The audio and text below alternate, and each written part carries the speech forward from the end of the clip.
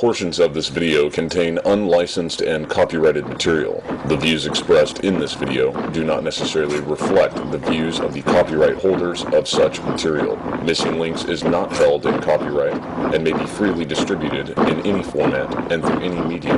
No profits may ever be made from the sale or reproduction of this video.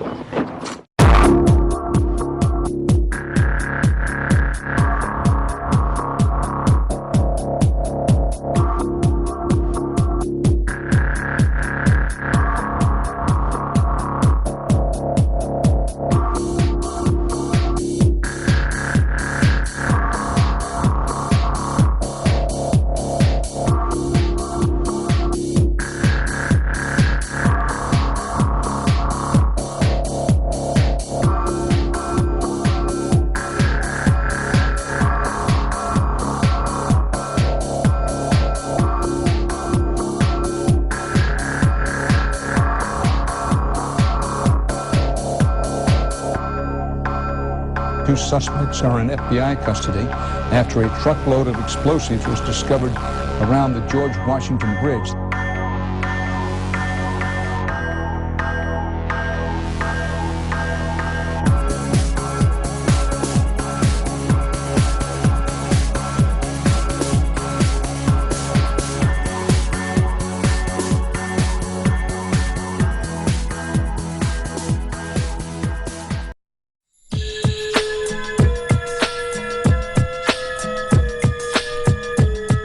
The Lavon Affair was an Israeli terrorist operation in Egypt known as Operation Susanna, in which Egyptian, American, and British-owned targets in Egypt were bombed in the summer of 1954. In the early 1950s, the US was becoming friendlier with Egypt and was moving to influence the British to leave the Egyptian Suez Canal, which they had manned for almost 20 years. The apartheid state of Israel would not tolerate the British leaving, and elements within Israel began planning a variety of terrorist attacks on British, Egyptian, and American targets. These attacks would then be blamed on so-called Muslim extremists. This would incite the anger of the British and the Americans towards Egypt and Islam and sour the burgeoning relationship between Egypt, America, and Britain. This plan for a series of false flag terrorist attacks was codenamed Operation Susanna. A group of Egyptian Jews was recruited to carry out the attacks. Jews in the diaspora that are recruited are known as Sayanim. The first bomb went off on July 2nd when a post office in Alexandria was firebombed. On the 11th of July, the Anglo-Egyptian Suez negotiations, which had been blocked for 9 months, got underway again. Despite the British assuring Israel that stockpiled weapons would not be given to the Egyptians, on July 14th, the Jewish terrorists firebombed U.S. information agency libraries in Cairo and Alexandria. However, that same day, a phosphorus bomb exploded prematurely in one of the terrorists, Philip Natansen's, pocket just as he was about to enter the British-owned Rio Cinema in Alexandria. His arrest and the subsequent confession led to the breakup of the whole ring. However, while the plot was being investigated, the Zionist Jewish terrorists started fires in 2 Cairo cinemas, in the Central Post Office, and the railway station. After the plot was uncovered, many tried to spin it as an anti-Semitic conspiracy theory. These ad hominem attacks are a common tactic of the Zionists. For more information on this, please read the Jewish American patriot Jack Bernstein's book, The Life of an American Jew in Racist, Marxist Israel. This honest, honorable, and courageous Jew was subsequently assassinated by Mossad. As the trial of the Jewish terrorists became more and more public, Israel was forced to do damage control. They claimed that the Egyptians were tipped off and allowed the attacks to happen. They also singularly scapegoated the defense minister Pinhas Lavon to prevent the exposure of the real group inside the apartheid state of Israel who planned Operation Susanna and several other false flag terrorist attacks. But this would not be the last time America's so-called ally and friend and recipient of over $150 billion in aid, would attack her. It looks like one of those scenes of an old building being purposely dynamited and blown up. Anybody who's ever watched a building being demolished on purpose knows that if you're going to do this, you have to get at the under-infrastructure of a building and bring it down. The way the structure is collapsing, this was the result of something that was planned. It's not accidental that the first tower just happened to collapse and then the second tower just happened to collapse in exactly the same way. How they accomplished this, we don't know. June 8, 1967 was a clear, sunny day with unlimited visibility. It was such a nice day that as the USS Liberty floated in international waters 14 miles north of the Sinai Peninsula, sailors were sunbathing on the spy ship's deck.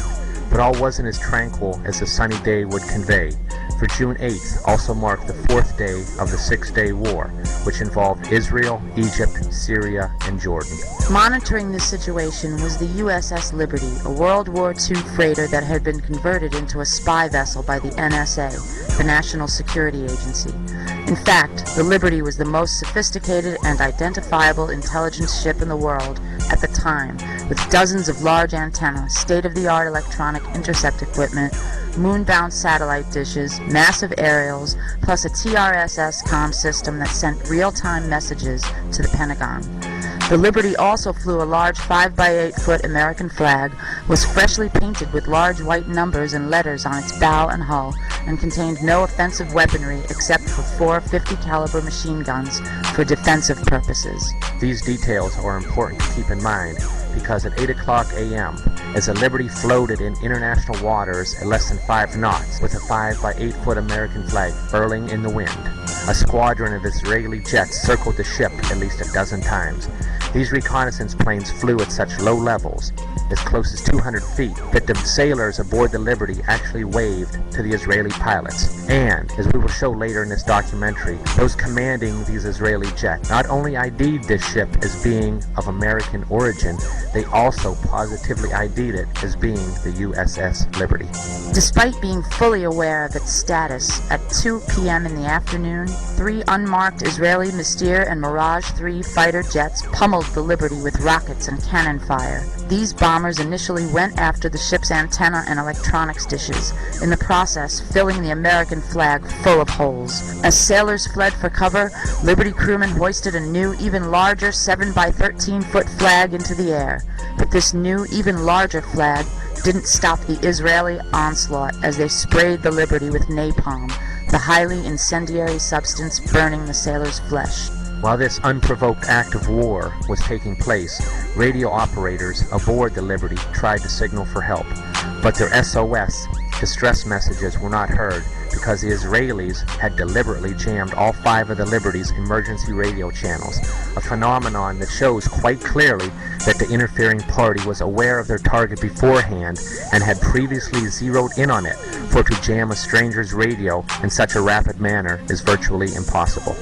Unable to get help, the USS Liberty, with 8 sailors already dead and 100 wounded, including Commander William McGonigal, was a sitting duck for the Israelis, who at 2:24 p.m. sent in 3 torpedo boats loaded with thousands of pounds of explosives. With their target already in flames, the Israelis bombed the Liberty with shells, quickly killing 25 more men. As firefighters and medical personnel tried to put out fires and save their ship and crew, they were repeatedly machine-gunned by Israeli aircraft. By 3:15 p.m., after it was apparent that the Israelis didn't want to leave a single man alive, the crew abandoned ship. But as the surviving crewmen fled for their lives, Israeli warships at close range sprayed those rafts aboard the ship with gunfire, along with those carrying the wounded that had already been lowered into the water. It was a sickening display of brutality and savage inhumanity, a total lack of regard for human life. The Israelis wanted no survivors. When word eventually reached the White House, President Lyndon Baines Johnson assumed that it was the Egyptians attacking our ship, so he immediately dispatched air support, which would have reached the Liberty in 40 minutes. But then, when LBJ discovered that it was in fact the Israelis who were attacking our vessel, he immediately called off the rescue. In other words, Phantom jets already en route from the 6th Fleet were ordered to turn around and return to their point of origin. Try to let the seriousness of this situation sink in for a moment. Navy fighters launched from the aircraft carriers USS Saratoga and USS America were recalled by the White House. But the blame doesn't stop there. Defense Secretary Robert McNamara and National Security Advisor Walter Rostow at first ordered instantaneous retaliation, but upon discovering that the attack originated from Israel's Haifa base, McNamara called off the exercise. In fact, it was reported later that Robert McNamara was so irate when discovering that Liberty radio men contacted the USS America that he barked, "Tell the 6th Fleet to get those aircraft back immediately." Due to this traitorous behavior, the USS Liberty had to wait 16 hours after the attack stopped before they were rescued by our military forces. It is the only instance in American naval history that a rescue mission was aborted while an American ship was under attack.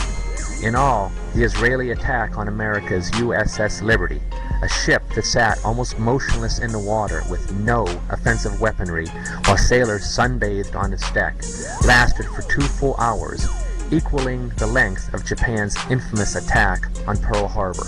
821 holes were found in the ship, resulting from aircraft rockets, cannon fire, and torpedo blasts, while over 3,000 holes from Israel's machine gun fire were also counted. Far more tragically, the Israelis killed 34 Americans that fateful day, wounded 171 more, and instigated the worst U.S. naval losses since World War II. And even though U.S. Secretary of State Dean Rusk and Joint Chiefs of Staff Admiral Thomas Moore called this attack deliberate, to this day not one guilty party in Israel or the U.S. has been brought to justice. All the thoughts that always come back to us time and time again is how this thing is still being covered up after 40 years. And we know without doubt from the circumstances that it was a deliberate attack. Anyone who looks carefully at the details knows that it was deliberate, and that includes such people as Dean Rusk, as Secretary of State, and all of the heads of all of the intelligence organizations. Will the record show that the statements of Mr. Ennis are correct? Here are a few quotes for your consideration. On the strength of intercept transcripts of pilots' conversations during the attack, the question of the attack's deliberateness just wasn't a disputed issue within the agency. Lieutenant General William E. Odom, former Director, National Security Agency, interview with David Walsh on March 3rd, 2003, reported in Naval Institute Proceedings, June 2003.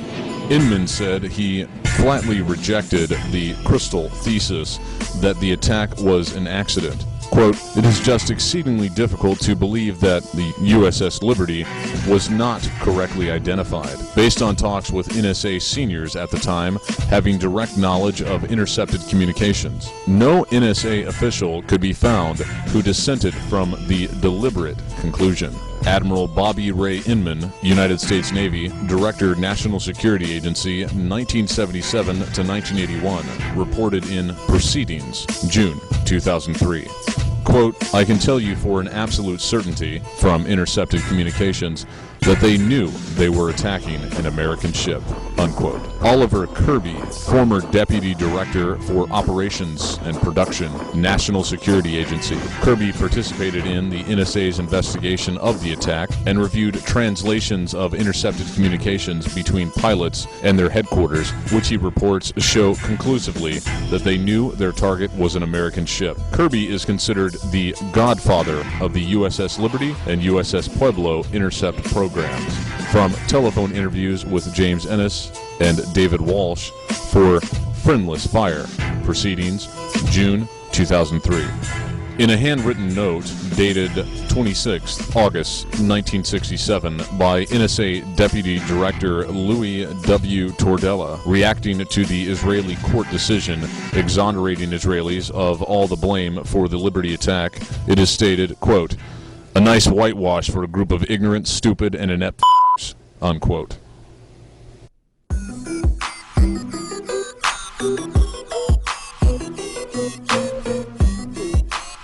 By now it seems that we've all been told the many and widely varying theories of the events of September 11th, 2001.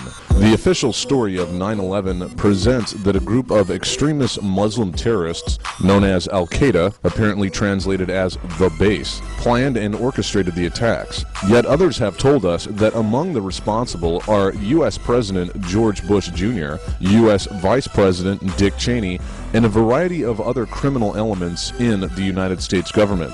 These two conceptions are central to the 9/11 story, while there is some argument on the latter side as to how the events took place. Some theories as to the science of the attacks have presented that the impact of two planes and a fire fueled by jet fuel, which is mostly kerosene, brought down 3 concrete and reinforced steel buildings. Those structures would be World Trade Center Building 1, Building 2, and World Trade Center Building 7. Others posit that controlled demolitions were planted in the towers, while still others have claimed the use of directed energy weapons being beamed into the towers to turn them into dust. Other possibilities have included the use of mini nukes or tactical nuclear devices being used in the basements of the buildings to weaken their foundation. Most recently, the idea that TV fakery was used in place of actual planes. In other words, the theory explains that by combining real explosions with computer graphic footage of fake planes,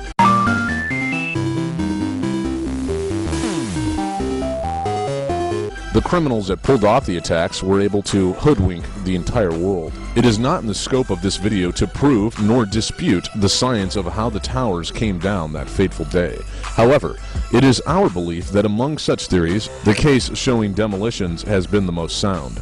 Our intentions in this chapter are to specifically show you who was responsible for this mass murder of Americans. We will examine a group of people who are a corrosive mafia with a racial and religious cohesion. It will become clear how fraudulent theories concerning 9/11 have been fomented and end up benefiting this group, and how the foundational crime of September 11th has been the catalyst for multiple and far-reaching crimes by this well-organized supremacist mafia. It's time we achieve the long-awaited complete truth of what happened on 9/11, because the future of humanity depends upon it.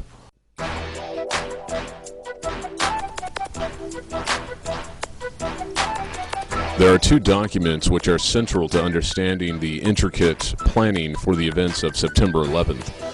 The first is titled A Clean Break, a New Strategy for Securing the Realm, and shortened to the ACB doc. The ACB was created in Israel at the IASPS. The core of the document illustrated a systematic plan to conquer the Middle East by engineering a flawless image of Israel and promoting the state as a great ally of the United States. The ACB doc was essentially duplicated in the so-called Republican think tank called the Project for a New American Century, also referred to as PNAC. The same Jewish authors of the ACB doc wrote PNAC's paper called Rebuilding America's Defenses, in which they called for a catalyzing event, like a new Pearl Harbor. PNAC is at first called a Republican think tank, but finds itself later termed a neocon or neoconservative group. The reality is that neocon is just another layer of the onion that covers up the existence of the Jewish criminal network. So long as they keep calling the network anything other than specifically a Jewish criminal network, then their greatest strength, which is their racial cohesion, goes undetected. PNAC, the Project for a New American Century, was not a neocon or even a Zionist think tank, but a Jewish criminal think tank. This crime network existed long before Zionism was ever codified. Therefore, it is absolutely appropriate and necessary for us to refer to it as the Jewish criminal network, as opposed to merely using the term Zionism, although that term is sometimes employed. PNAC consists of several non-Jewish criminal personalities, but be certain that its primary function is to serve the will of the Jewish mafia and the terrorist state of Israel. Some of the Jewish members of the Project for a New American Century are Elliot Abrams, Paula Dobriansky, Robert Kagan, William Crystal, Richard Pearl, Peter Rodman, William Schneider Jr., Paul Wolfowitz. Preparation for the attacks of September 11, 2001 did not just come in the form of how it would be engineered, but how the resulting energy from the socio-political, economic, and emotional upheaval could be directed and utilized to the benefit of the criminal cabal. American policy would become neocon policy. Yet the term neocon, once again, is misleading, as what we are really talking about are the goals of a racist, supremacist, Jewish power elite and the hundreds of thousands of everyday Jews who serve in their massive Sionim network. The power structure that would funnel the erupting force of 9/11 can be seen in the three distinct but interlocking categories. The first is the defense arm, with members Paul Wolfowitz, Richard Pearl, Douglas Fife, Elliot Abrams, and David Wormser. This group was tasked with orchestrating a policy of preemptive action toward the Middle East in order so it may be reformed or remade in their vision. They further sought to substantially increase foreign aid to Israel, encourage joint weapons development, open up doors for new homeland security business opportunities, and legitimize the genocidal takeover of Palestine. The means by which they would achieve these objectives would be through inserting themselves and their cohorts in think tanks, defense policy boards, Defense Department contractors, talk shows, and investment banks. The second arm of the cabal was to be the pro-Israel press, formed of David Brooks, Lawrence Kaplan, William Crystal, and Norman Potteritz, among other numerous personalities. Their objectives were to create the idea of the danger of Islam, render all Arab governments illegitimate in the public mind, make illegitimate any land for peace initiatives, and secure the idea that our primary American objective must be to defend Israel. This was achieved through the American Enterprise Institute, Jewish Institute for National Security Affairs, or JINSA, Heritage Foundation reports, as well as the Weekly Standard, The New Republic, Commentary Magazine, and through the American Jewish Committee. The final tentacle of the cabal is the group of columnists who directly swayed public opinion. Four major personalities, among others, are Robert Kagan, Charles Krauthammer, Max Boot, and William Safire. They sought to paint Palestinian militants as terrorists, create a linkage between 9/11 and all Arab governments, make anyone critical of Israel and the Jewish criminal mafia out to be an anti-Semite, and make Israelis heroes in the minds of Americans. The movie You Don't Mess with the Zohan, starring Jewish actor Adam Sandler, serves these final objectives expertly by slipping under the radar as mere entertainment. He is the greatest Israeli soldier the world has ever known. His training is lethal, and his skills are legendary.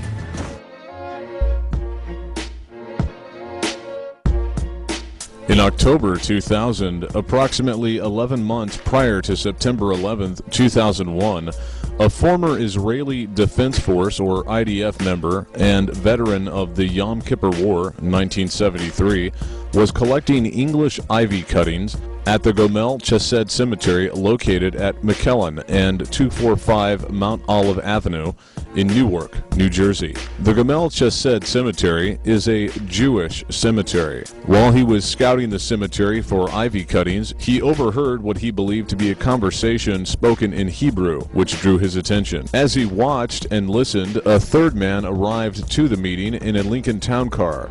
What the observer of these happenings heard, after normal niceties were exchanged between the three men, alarmed him. The man who arrived in the town car said, "The Americans will learn what it is to live with terrorists after the planes hit the Twins in September." One of the men that had been leaning against the retaining wall expressed concerns regarding whether the upcoming presidential election, November 2000, between Bush and Cheney and Gore and Lieberman could impact the plans. The man that arrived in the town car pacified the doubts by saying, "Don't worry, we have people in high places, and no matter who gets elected, They will take care of everything. According to his account, on 9th February 2001, approximately 8 months prior to the airplanes being flown into the Twins, he sent an email to then Attorney General Ashcroft, informing the Attorney General that he had important terrorism-related information. The U.S. Department of Justice did not directly respond to the source. It forwarded the email to the Federal Bureau of Investigation.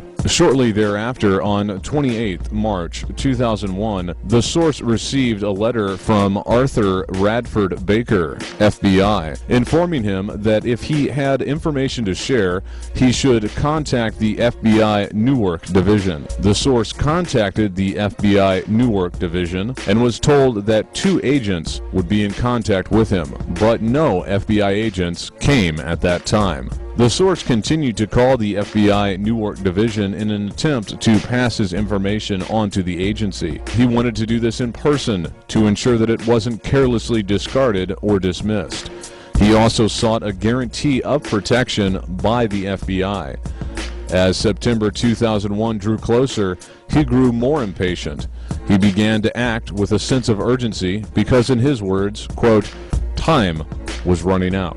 As he was getting nowhere with the FBI Newark Division, the source decided to write a letter to Arthur Bradford Baker on 21st May 2001. The person that sent the letter advising him that he should contact the FBI Newark Division. In this letter, the source reiterated that he had important information to share with the government, but would need a guarantee of protection by the FBI before he could disclose all that he knew. On the day that the source received a response letter from Arthur Radford Baker, 26th June 2001, now less than 3 months prior to the 9/11 attacks, 2 FBI agents finally paid a visit. They were Agent Robin Gritz and Agent Andrew Stengel. The agents were shown the second letter received that day from Arthur Radford Baker by the source. The letter informed the source that the FBI would not be able to do anything on his behalf. Here's some intelligence concerning the NSA.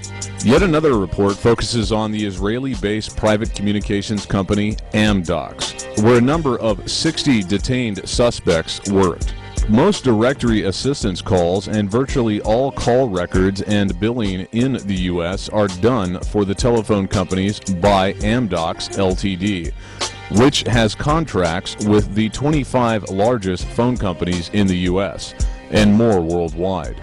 It is virtually impossible to make a call on a landline without generating an Amdocs record. Through Amdocs, it would be possible to keep ahead of investigators by knowing who they are calling.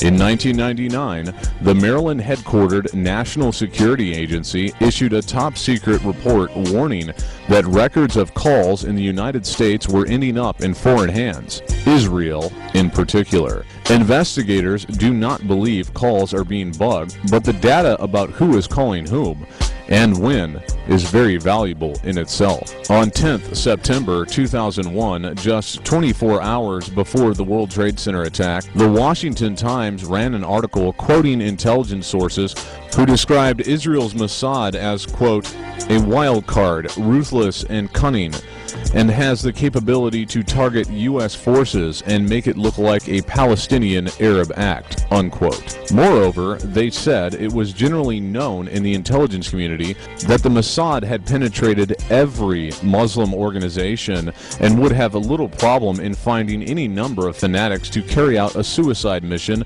in the belief that they were serving Allah. As reported by Christopher Bollin on 12th September 2001, the internet edition of the Jerusalem Post announced that, quote, the Israeli Foreign Ministry has collected the names of 4,000 Israelis believed to have been in the areas of the World Trade Center and the Pentagon at the time of the attack, unquote. Yet only 1 Israeli was killed at the World Trade Center, and 2 were reportedly killed on the supposedly hijacked aircraft. Although a total of 3 Israeli lives were reportedly lost on 9/11, speechwriters for President George W. Bush grossly inflated the number of Israeli dead to 130 in the president's address to the joint session of Congress on 20th September 2001. The fact that only 1 Israeli allegedly died at the World Trade Center, while 4,000 Israelis were thought to have been at the scene of the attacks on 9/11, naturally led to a widespread rumor blamed on Arabic sources that Israelis had been forewarned to stay away that day. Quote, whether this story was the origin of the rumor, Bret Stephens, the Post's editor-in-chief, wrote in 2003, I cannot say. What I can say is that there was no mistake in our reporting, unquote. As the world watched in disbelief and asked, how could this be possible, 5 Israelis, later discovered to be Mossad operatives, were seen dancing with joy. Fox News duplicated a report given by the New York Times. Little space was given to this information, but they did in fact state that, quote, a group of 5 men had set up video cameras aimed at the Twin Towers prior to the attack on Tuesday and were seen congratulating one another afterwards, unquote.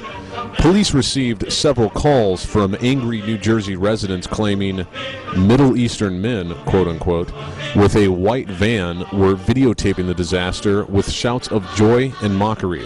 They were seen by New Jersey residents on September 11th making fun of the World Trade Center ruins and going to extreme lengths to photograph themselves in front of the wreckage. Witnesses saw them jumping for joy in Liberty State Park after the initial impact. Later on, other witnesses saw them celebrating on a roof in Weehawken. I grabbed my binoculars and I could see the towers from my windows. And this is where I'm looking. And all of a sudden, down there, I see this van parked. And I see 3 guys on top of the van. And I could see that they were like happy. They didn't look shocked to me. They didn't look shocked. I thought it was very strange. We had received an all-points bulletin, and I just happened to see the van and, hollered over to my lieutenant, I think that could be the van. We checked it out, and it was. We were all on edge, obviously, so I really wasn't looking to make friends with these people, and neither were the officers that I were with. Once we started talking to them, they were pretty much like, hey, we're not against you, we're with you. And still other witnesses later saw them celebrating with high fives in a Jersey City parking lot. Another witness stated, quote, it looked like they were hooked in with this. It looked like they knew what was going to happen when they were at Liberty State Park. One anonymous phone call to authorities actually led them to close down all of New York's bridges and tunnels. The mystery caller told the 911 dispatcher that a group of Palestinians were mixing a bomb inside of a white van headed for the Holland Tunnel. Here's the transcript from NBC News. Jersey City Police. Yes, we have a white van, 2 or 3 guys in there. They look like Palestinians and going around a building. There's a minivan heading toward the Holland Tunnel. I see the guy by Newark Airport mixing some junk, and he has those chic uniform. He has what? He's dressed like an Arab. The caller seems honest enough, but consider this. Why would the anonymous caller specifically say that these Arabs were Palestinians? How would he know that? Furthermore, Palestinians usually dress in Western-style clothes, not chic uniforms. Based on that phone call, police then issued a be on the lookout alert for a white minivan heading for the city's bridges and tunnels from New Jersey. The description was given as this: white, 2000 Chevrolet van with urban moving systems sign on back, seen at Liberty State Park, Jersey City, New Jersey, at the time of first impact of jetliner into World Trade Center. 3 individuals with van were seen celebrating after initial impact and subsequent explosion. FBI Newark Field Office requests that, if the van is located, hold for prints and detain individuals. When a van fitting the exact description was stopped just before crossing into New York, the suspicious Middle Easterners were apprehended. Imagine the surprise of the police officers when these terror suspects turned out to be Israelis. According to ABC's 2020, when the van belonging to the cheering Israelis was stopped by the police, the driver of the van, Savan Kurtzberg, told the officers, we are Israelis. We are not your problem. Your problems are our problems. The Palestinians are your problem. Why did he feel that the Palestinians were a problem for the NYPD? The police and FBI field agents became very suspicious when they found maps of the city with certain places highlighted. Box cutters, the same items that the hijackers supposedly used, $4,700 cash stuffed in a sock, and foreign passports. Police also told the Bergen Record that bomb-sniffing dogs were brought to the van and that they reacted as if they had smelled explosives. The FBI seized and developed their photos, one of which shows Savon Kurtzberg flicking a cigarette lighter in front of the smoldering ruins in an apparently celebratory gesture. The Jerusalem Post later reported that a white van with a bomb was stopped as it approached the George Washington Bridge, but the ethnicity of the suspects was not revealed. Here's what the Jerusalem Post reported on 12 September 2001. Quote, American security services overnight stopped a car bomb on the George Washington Bridge. The van, packed with explosives, was stopped on an approach ramp to the bridge. Authorities suspect the terrorists intended to blow up the main crossing between New Jersey and New York, Army Radio reported, unquote. The Jewish weekly called The Forward reported that the FBI finally concluded that at least 2 of the detained Israelis were agents working for the Mossad, the Israeli intelligence agency, and that Urban Moving Systems, the ostensible employer of the 5 Israelis, was a front operation. This was confirmed by 2 former CIA officers, and they noted that movers' vans are a common intelligence cover. The Israelis were held in custody for 71 days before being quietly released. Quote, there was no question but that the order to close down the investigation came from the White House. It was immediately assumed at CIA headquarters that this basically was going to be a cover-up so that the Israelis would not be implicated in any way in 9/11, unquote. Several of the detainees discussed their experience in America on an Israeli talk show after their return home.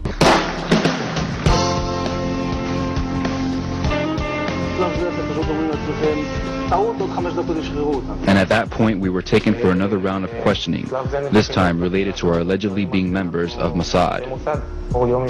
The fact of the matter is, we are coming from a country that experiences terror daily. Our purpose was to document the event. It has been more than 16 years since a civilian working for the Navy was charged with passing secrets to Israel. Jonathan Pollard pled guilty to conspiracy to commit espionage and is serving a life sentence. At first, Israeli leaders claimed Pollard was part of a rogue operation, but later took responsibility for his work. Now, Fox News has learned some U.S. investigators believe that there are Israelis again very much engaged in spying in and on the U.S., who may have known things they didn't tell us before September 11th. Fox News correspondent Carl Cameron has details in the first of a 4-part series. Since September 11th, more than 60 Israelis have been arrested or detained, either under the new Patriot anti-terrorism law or for immigration violations. A handful of active Israeli military were among those detained, according to investigators, who say some of the detainees also failed polygraph questions when asked about alleged surveillance activities against and in the United States. A highly placed investigator said there are, quote, tie-ins, but when asked for details, he flatly refused to describe them, saying, quote, evidence linking these Israelis to 911 is classified. I cannot tell you about evidence that has been gathered. It's classified information. Fox News has learned that one group of Israelis, spotted in North Carolina recently, is suspected of keeping an apartment in California to spy on a group of Arabs who the United States is also investigating for links to terrorism. Numerous classified documents obtained by Fox News indicate that even prior to September 11th, as many as 140 other Israelis had been detained or arrested in a secretive and sprawling investigation into suspected espionage by Israelis in the United States. Investigators from numerous government agencies are part of a working group that's been compiling evidence since the mid-90s. These documents detail hundreds of incidents in cities and towns across the country that investigators say, quote, may well be an organized intelligence gathering activity. The first part of the investigation focuses on Israelis who say they are art students from the University of Jerusalem and Bezalel Academy. They repeatedly made contact with U.S. government personnel, the report says, by saying they wanted to sell cheap art or handiwork. Documents say they, quote, targeted and penetrated military bases, the DEA, FBI, and dozens of other government facilities, and even secret offices and unlisted private homes of law enforcement and intelligence personnel. The majority of those questioned, quote, stated they served in military intelligence, electronic surveillance intercept, and or explosive ordnance units. Another part of the investigation has resulted in the detention and arrests of dozens of Israelis at American Mall kiosks, where they've been selling toys called Puzzle Car and Zoomcopter. Investigators suspect a front. Shortly after the New York Times and Washington Post reported the Israeli detentions last month, the carts began vanishing. Zoomcopter's webpage says, "We are aware of the situation caused by thousands of mall carts being closed at the last minute. This in no way reflects the quality of the toy or its saleability. The problem lies in the operator's business policies." Why would Israelis spy in and on the U.S.? A General Accounting Office investigation referred to Israel as Country A and said, quote, "According to a U.S. intelligence agency, the government of Country A conducts the most aggressive espionage operation against the U.S. of any U.S. ally." A defense intelligence report said Israel has a voracious appetite for information and, quote, "The Israelis are motivated by strong survival instincts which dictate every facet of their political and economic policies. It aggressively collects military and industrial technology, and the U.S. is a high priority target."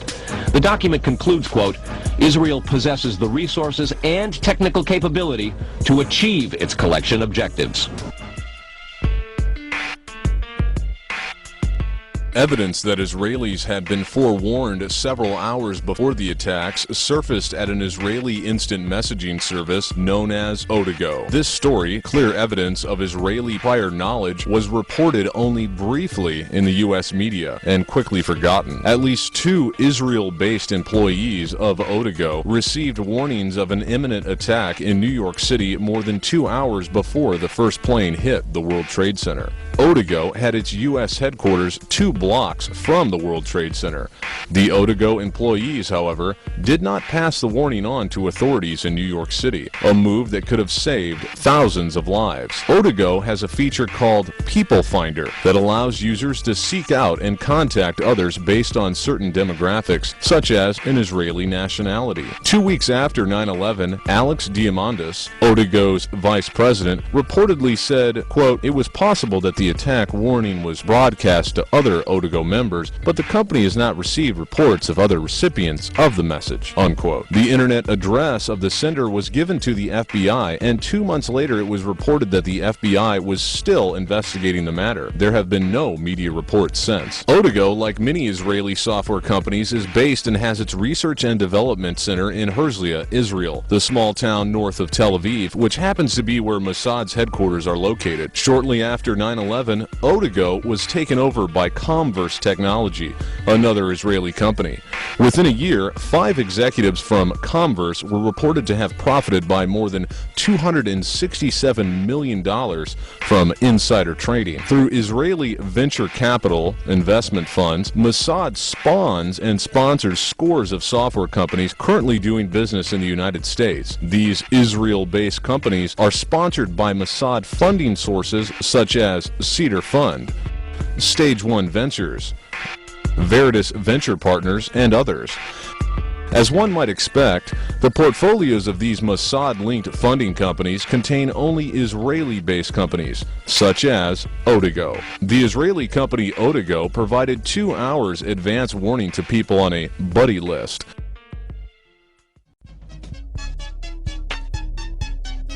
In addition to the Odago early warning, it is reported that the Tokyo branch of Goldman Sachs also released a memo on 10th September 2001 that warned its employees to steer clear of any American government buildings. Even if one believes that 19 hijackers, not from Iraq, Iran, or Afghanistan, but Saudi Arabia, were responsible for the events of September 11th, it would seem wise for us to at least hold the airport security responsible for letting those men board the plane. The airport security was handled by an Israeli company called ICTS. Ezra Harrell, a Jew, is the owner. The company is registered in the Netherlands and was employed at Charles de Gaulle Airport to screen passengers boarding U.S. planes. Most of its personnel are ex-Shin Bet officers. The company covers security at Boston's Logan Airport, where the American Airlines plane came down after flight attendants and passengers reportedly overpowered Richard Reed. You might recall Reed as the man who supposedly had a shoe bomb. If Reed was really dangerous and not just an innocent man the Jewish elite used to incite more fear of terrorism, why did ICTS allow him on the plane? Is ICTS's security really that shoddy? ICTS's own website states that it sells services to every airport from which the hijacked planes on 9/11 operated, including security services, and this is sometimes done through wholly owned subsidiaries like Huntley USA Corporation. It has been suggested that the incredible feat of hijacking 4 aircraft without a single arrest at the gate would require the resources of a nation-state. This is even more true with the revelation that at least one gun had managed to board a hijacked plane. One company had automatic inside access to all of the airports from which hijacked planes departed on 9/11, and to the airports used by Richard Reed, the shoe bomber, an Israeli company, one that Mossad agents could easily find employment with without the management knowing who they were or what their purpose really was. As an additional note to ICTS's complicity, hours before the House version of the first so-called Patriot Act went to a vote, technical corrections, quote-unquote, were inserted into the body of the legislation whereby foreign security companies, such as ICTS International, would be immune from lawsuits related to the events of 9/11. Talk about not being available for deposition. This Patriot Act legislation sleight of hand occurred before the inception of the 9/11 Commission, when fearless leader George W. Bush was still resisting the very idea of an investigation into 9/11. Hence, in the face of an institutional cover-up, citizens were denied the possibility of a discovery process which is normally afforded to litigants. Without such discovery process, ICTS International would never be compelled by a court of law to give testimony and show evidence related to the missing airport video surveillance tapes of 9/11 or any other aspect of security measures in place on 9/11. A few quotes to digest. Evidence linking these Israelis to 911 is classified. I cannot tell you about evidence that has been gathered. It's classified information. But investigators within the DEA, INS, and FBI have all told Fox News that to pursue or even suggest Israeli spying through Converse is considered career suicide.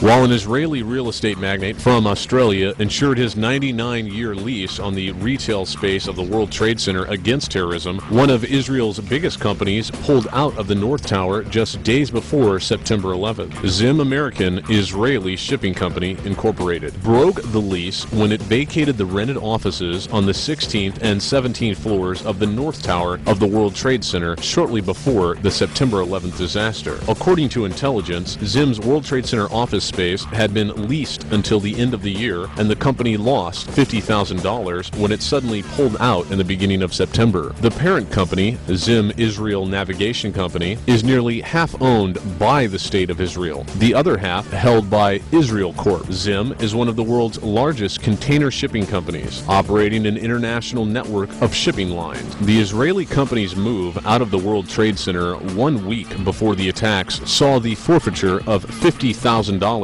in broken lease fees. Zim has since moved part of its operations to Houston, Texas. FBI agent Mike Dick aggressively investigated this Israeli ring before and after 9/11. Like another investigator by the name of O'Neill, Mike soon found himself removed from his duties on the orders of the then head of the Justice Department's Criminal Division, Michael Chertoff, a dual citizen of Israel. Dick was very suspicious when Israeli movers quickly moved Zim American Israeli Shipping Company out of its 10,000 square feet of office space on the 17th floor of the North Tower of the World Trade Center, and subsequent forfeiture of a $50,000 security deposit when they vacated 1 week prior to 9/11. According to a CIA non-official cover or NOC source or NOC source who worked with Dick, Israeli movers moved explosives into the 17th floor office space after Zim moved out. After 9/11, Dick, as well as the CIA NOC, were harassed by their superiors on orders from above. Those orders came from the Jew Michael Chertoff.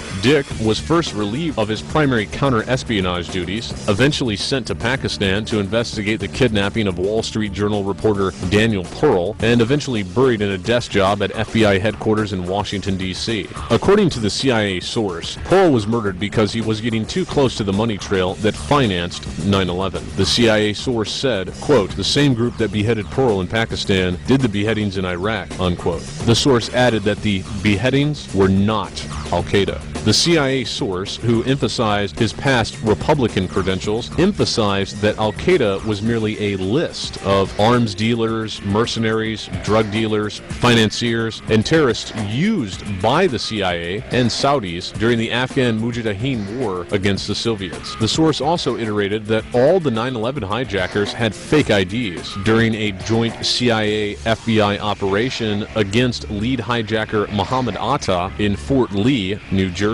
in 2000. The CIA and FBI team leaders complained to their superiors that their operation was being photographed by Israeli agents, thus compromising the operation. The CIA source affirmed that the Israelis in New Jersey were providing cover for the future hijacker teams. O'Neill had discovered that some of his Al-Qaeda targets, quote-unquote, were involved in some very un-Islamic fundamentalist activities, including drug smuggling, teenage prostitution, and blood diamond dealing. Los Angeles, 1997. A major local, state, and federal drug investigation sours. The suspects, Israeli organized crime, with operations in New York, Miami, Las Vegas, Canada, Israel, and Egypt. The allegations? Cocaine and ecstasy trafficking and sophisticated white-collar credit card and computer fraud.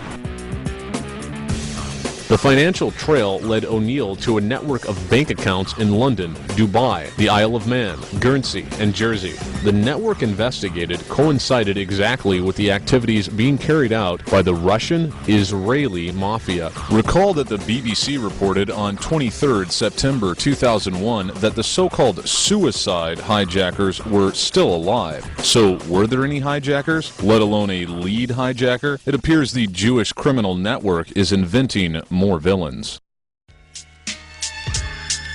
Who shipped out the steel rubble of the World Trade Center towers? That would be none other than Metals Management, headed by Jew Alan D. Ratner. The most critical evidence to determine what really caused the towers to collapse was quickly destroyed after being sold to Asian smelters. Ratner of Metals Management, now merged with the Sims Group, and the New York-based Hugo New Schnitzer East, profited from this criminal destruction of evidence. Ratner sold the World Trade Center steel to Chinese companies, reportedly selling more than 50,000 tons of steel to a Shanghai steel company for $120 per ton. Ratner had paid about $70 per ton for this crime scene evidence.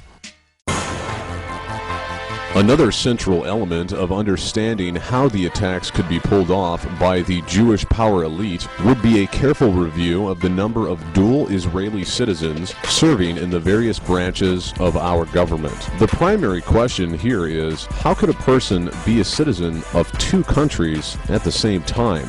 It's abundantly clear that such a person would have their loyalties split between the country of residence and the other country they hold citizenship in. Therefore, whose interests would they be working for, the United States or Israel? As reported in a document titled The Israel Lobby and U.S. Foreign Policy, Harvard professor Stephen Walt and University of Chicago professor John Mersheimer focused attention on the strong Israeli lobby, which has a powerful influence over American foreign policies. They detail the influence the lobby has exerted, forming a series of international policies which can be viewed as in direct opposition to the interests and security of the American people. These acts and policies are more often than not carried out by U.S. government appointees who hold powerful positions and who are dual American Israeli citizens. Since the policies they support are often exclusively beneficial to Israel, often to the detriment of America, it has been argued that their loyalties are misdirected. A few classic examples can be cited here. Jonathan J. Pollard was an American-Israeli citizen who worked for the U.S. government. He is well known because he stole more secrets from the U.S. than has any other spy in American history. During his interrogation, Pollard said he felt compelled to put the interests of my state ahead of his own. Although as a U.S. Navy counterintelligence specialist, he had a top-secret security clearance. By my state, he meant the state of Israel. Israel. Literally tens of thousands of Americans holding U.S. passports admit they feel a primary allegiance to the state of Israel. In many instances, these Americans vote in Israeli elections, wear Israeli uniforms, and fight in Israeli wars. Many are actively engaged both in the confiscation of Palestinian lands and in the Israeli political system. 3 examples follow. Rabbi Meir Kahan founded the militant Jewish Defense League in the U.S. in the 1960s,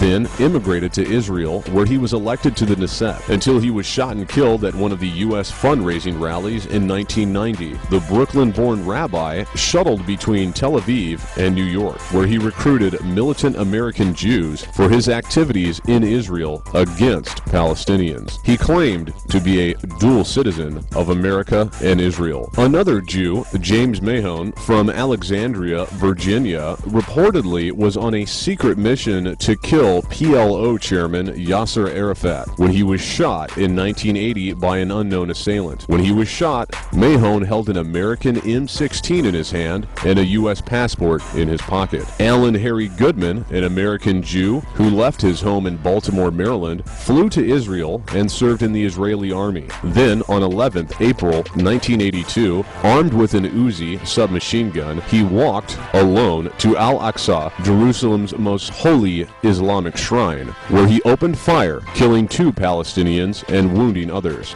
Both the U.S. and Israeli governments played down the incident, as did the Jewish-controlled media. Most recently, U.S. Navy Petty Officer Ariel J. Weinman, while serving at or near Bahrain, Mexico, and Austria, quote, with intent or reason to believe it would be used to the injury of the United States or to the advantage of a foreign nation, Israel, attempted to communicate, deliver, or transmit classified, confidential, and secret information relating to the national defense to a representative, officer, agent, or employee of a foreign government, unquote. Weinman was apprehended on 26 March after being listed as a, quote, deserter by his command, unquote, according to the U.S. Navy. The information he gathered was supplied to Israel. On 22nd April 2008, Ben Ami Kaddish, a Connecticut-born U.S. dual citizen who worked in New Jersey, was arrested and charged with giving top-secret nuclear information and details about the U.S. Patriot missile to an Israeli agent, the same agent involved with the J. Pollard case. The espionage charges reportedly stem from acts committed in the 1980s. These activities, like the ones with convicted spy Pollard, were immediately denied by Israel. Pollard pleaded guilty in 1986. It is further reported that Israeli officials instructed Kaddish to lie to U.S. investigators. Kaddish was scheduled to be arraigned on Tuesday afternoon, 22nd April 2008, at U.S. District Court in Manhattan, authorities said.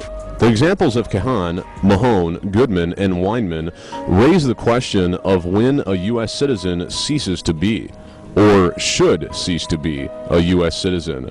U.S. law at one time clearly stated that an American citizen owed first allegiance to the United States. A U.S. citizen should not fight in a foreign army or hold high office in a foreign country without risking expatriation. What happened? It was the 1940 Nationality Act. In Section 401E of the 1940 Nationality Act provides that a U.S. citizen, whether by birth or naturalization, quote, shall lose his U.S. nationality by voting in a political election in a foreign state, unquote. This law was tested many times. In 1958, for instance, an American citizen named Perez voted in a Mexican election. The case went to the Supreme Court, where the majority opinion held that Perez must lose his American nationality. The court said Congress could provide for expatriation as a reasonable way of preventing embarrassment to the United States in its foreign relations. But then something very odd happened. In 1967, an American Jew, Beis Ephraim, received an exemption that set a precedent exclusively for American Jews. Ephraim, born in Poland in 1895, immigrated to America in 1912 and became a naturalized U.S. citizen in 1926. In 1950, aged 55, he immigrated to Israel, and became an Israeli citizen. In 1951, Ephraim voted in an Israeli Knesset election and in 5 political elections that followed. So, by all standards, he lost his American citizenship, right? Wrong. After living in Israel for a decade, Ephraim wished to return to New York. In 1960, he asked the U.S. consulate in Haifa for an American passport. The Department of State refused the application, invoking Section 401E of the Nationality Act, the same ruling that had stripped the American citizen named Perez of his U.S. citizenship. Attorneys acting for Ephraim took his case to a Washington, D.C. district court, which upheld the law. Then, his attorneys appealed to the Court of Appeals. This court also upheld the law. The attorneys for Ephraim then moved the case on to the Supreme Court. Here, with Supreme Court Justice Abby Fortas, Lyndon Johnson's former attorney and one of the most powerful Jews, casting the swing vote, the court voted 5-4 in favor of Ephraim. The court held that the U.S. government had no right to rob Ephraim of his American citizenship. The court, reversing its previous judgment as regards the Mexican American, ruled that Ephraim had not shown intent to lose his citizenship by voting in Israeli elections. While Washington claims it has a good neighbor policy with Mexico, the U.S. does not permit Mexicans to hold dual nationality. The U.S. makes them become either U.S. or Mexican. You can't be both. But the U.S., in its special relationship with Israel, has become very sympathetic to allowing Israeli Americans to retain 2 nationalities and allowing U.S. citizens not only to hold public office in Israel, but to hold U.S. government positions as well. No other country holds this special exception to our laws of citizenship. So, you may ask, are there any other dual Israel-American citizens who hold U.S. government positions that could compromise American security? The answer is yes. Consider the following list. Michael Mukasey, recently appointed as U.S. Attorney General. Mukasey also was the judge in the litigation between developer Larry Silverstein and several insurance companies arising from the destruction of the World Trade Center on 9/11/2001. Michael Chertoff, former Assistant Attorney General for the Criminal Division at the Justice Department, now head of Homeland Security. Richard Pearl, one of Bush's foreign policy advisors. He is the chairman of the Pentagon's Defense Policy Board. A very likely Israeli government agent, Pearl was expelled from Senator Henry Jackson's office in the 1970s after the National Security Agency, or NSA, caught him passing highly classified national security documents to the Israeli embassy. He later worked for the Israeli weapons firm Soltam. Pearl came from a pro-Israel think tank, the AEI. Pearl is one of the leading pro-Israeli fanatics leading this Iraq warmongering within the administration and now in the media. Paul Wolfowitz, former Deputy Defense Secretary and member of Pearl's Defense Policy Board in the Pentagon. Wolfowitz is a close associate of Pearl and reportedly has close ties to the Israeli military. His sister lives in Israel. Wolfowitz came from the Jewish think tank Gensa. Wolfowitz was the number 2 leader within the administration behind this Iraq warmongering. He later was appointed head of the World Bank, but resigned under pressure from World Bank members over a scandal involving his misuse of power. Lawrence or Larry Franklin, the former Defense Intelligence Agency analyst with expertise in Iranian policy issues, who worked in the Office of Undersecretary of Defense for Policy Douglas Feith and reported directly to Feith's deputy William Lutey, was sentenced 20th January 2006 to, quote, more than 12 years in prison for giving classified information to an Israeli diplomat, unquote. And members of the pro-Israel lobbying group American Israel Public Affairs Committee, or AIPAC. Franklin will, quote, remain free while the government continues with the wider case, unquote. And his, quote, prison time could be sharply reduced in return for his help in prosecuting, unquote, former AIPAC members Stephen J. Rosen and Keith Wiseman. As an update to this, the trial with these AIPAC spies has been postponed indefinitely. How could the trial be postponed indefinitely? Kevin DeGregory was the head prosecuting attorney, but weeks prior to the trial, he had retired from his position as prosecutor to go work for a Jewish law firm. Douglas Feith Undersecretary of Defense and Policy Advisor at the Pentagon. He is a close associate of Pearl and served as his special counsel. Like Pearl and the others, Fife is a pro-Israel extremist who has advocated anti-Arab policies in the past. He is closely associated with the extremist group the Zionist Organization of America, which even attacks Jews that don't agree with its extremist views. Fife frequently speaks at ZOA conferences. Fife runs a small law firm, Fife & Zell, which only has one international office in Israel. The majority of their legal work is representing Israeli interests. His firm's own website stated prior to his appointment that Fife, quote, represents Israeli armaments manufacturer, unquote. Fife basically represents the Israeli war machine. Fife also came from the Jewish think tank Jensa. Fife, like Pearl and Wolfowitz, are campaigning hard for the continuation of the Israeli proxy wars against Iraq, Iran, and Afghanistan. Fife was investigated by the FBI under suspicion of leaking classified information to Israel, being that he was Larry Franklin's boss when Franklin leaked those documents to Rosen and Wiseman of AIPAC. For that, he was forced to leave the National Security Council. Fife was also investigated by the Senate Intelligence Committee for sexing up intelligence that was used to justify invading Iraq. Edward Lutwick, member of the National Security Study Group of the Department of Defense at the Pentagon, Lutwick is reportedly an Israeli citizen and has taught in Israel. He frequently writes for Israeli and pro-Israeli newspapers and journals. Lutwick is an Israeli extremist whose main theme in many of his articles is the necessity of the U.S. waging war against Iraq and Iran. Henry Kissinger, one of the many Pentagon advisors, Kissinger sits on the Pentagon's Defense Policy Board under Pearl. For detailed information about Kissinger's evil past, read Seymour Hersh's book, Price of Power, Kissinger in the Nixon White House. Kissinger likely had a part in the Watergate crimes, Southeast Asia mass murders, which is Vietnam, Cambodia, and Laos, installing Chilean mass murdering dictator Pinochet, Operation Condor's mass killings in South America, and more recently served as Serbia's ex-dictator Slobodan Milosevic's advisor. He consistently advocated going to war against Iraq. Kissinger is the Ariel Sharon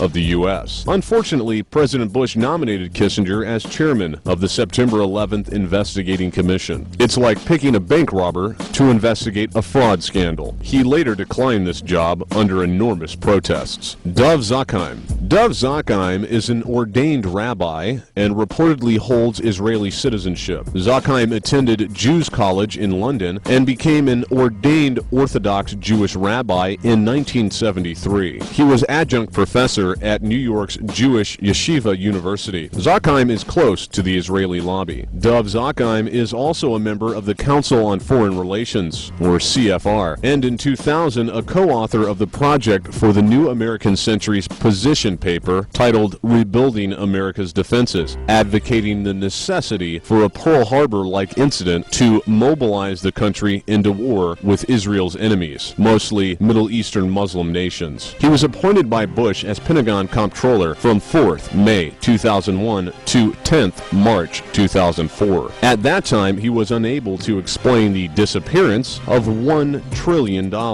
Actually, nearly 3 years earlier, Donald Rumsfeld announced on 10th September 2001 that an audit discovered $2.3 trillion was also missing from the Pentagon books. That story, as mentioned, was buried under 9/11's rubble. The two sums disappeared under Zakheim's watch. Despite these suspicions, on 6th May 2004, Zakheim took a lucrative position at Bose Allen Hamilton, one of the most prestigious strategy consulting firms in the world. One of its clients then was Blessed Relief, a charity said to be a front for Osama bin Laden. Bose Allen and Hamilton then also worked closely with DARPA, the Defense Advanced Research Projects Agency, which is the research arm of the Department of Defense. Intelligence concerning Dov tells us that he is a dual Israeli-American citizen and has been tracking the halls of the U.S. government for 25 years, casting defense policy and influence on Presidents Reagan, Clinton, Bush Sr., and Bush Jr. Further intelligence points out that most of Israel's armaments were gotten thanks to him. Squads of U.S. F-16s and F-15s were classified as military surplus and sold to Israel at a fraction of their value. Kenneth Edelman, one of the many Pentagon advisors, Edelman also sits on the Pentagon's Defense Policy Board under Pearl and is another extremist pro-Israel advisor who supported going to war against Iraq. Edelman frequently is a guest on Fox News and often expresses extremist and often ridiculous anti-Arab and anti-Muslim views. Through his racism or ignorance, he actually called Arabs anti-Semitic on Fox News, dated 28 November 2001, when he could have looked it up in the dictionary to find out that Arabs, by definition, are Semitic people. They are Semites. Louis Scooter Libby, Vice President Dick Cheney's ex-chief of staff, as chief pro-Israel Jewish advisor to Cheney, it helps explain why Cheney is so gung-ho to invade Iran. Libby is longtime associate of Wolfowitz. Libby was also a lawyer for convicted felon and Israeli spy Mark Rich, whom Clinton pardoned in his last days as president. Libby was recently found guilty of lying to federal investigators in the Valerie Plame affair, in which Plame, a covert CIA agent, was exposed for political revenge by the Bush administration following her husband's revelations about the lies leading to the Iraq War. Robert Satloff, U.S. National Security Council advisor, Satloff was the executive director of the Israeli lobby's think tank, Washington Institute for Near East Policy. Many of the Israeli lobby's experts come from this front group, like Martin Indyk. Elliot Abrams, National Security Council advisor, he previously worked at Washington-based think tank Ethics and Public Policy Center. During the Reagan administration, Abrams was the Assistant Secretary of State, handling, for the most part, Latin American affairs. Played an important role in the Iran-Contra scandal, which involved illegally selling U.S. weapons to Iran to fight Iraq, and illegally funding the Contra rebels fighting to overthrow Nicaragua's Sandinista government. He also actively deceived 3 congressional committees about his involvement and thereby faced felony charges based on his testimony. Abrams pled guilty in 1991 to 2 misdemeanors and was sentenced to a year's probation and 100 hours of community service. A year later, former President Bush, Sr., granted Abrams a full pardon. He was one of the more hawkish pro-Israel Jews in the Reagan administration's State Department. Mark Grossman, Undersecretary of State for Political Affairs. He was Director General of the Foreign Service and Director of Human Resources at the Department of State. Grossman is one of many of the pro-Israel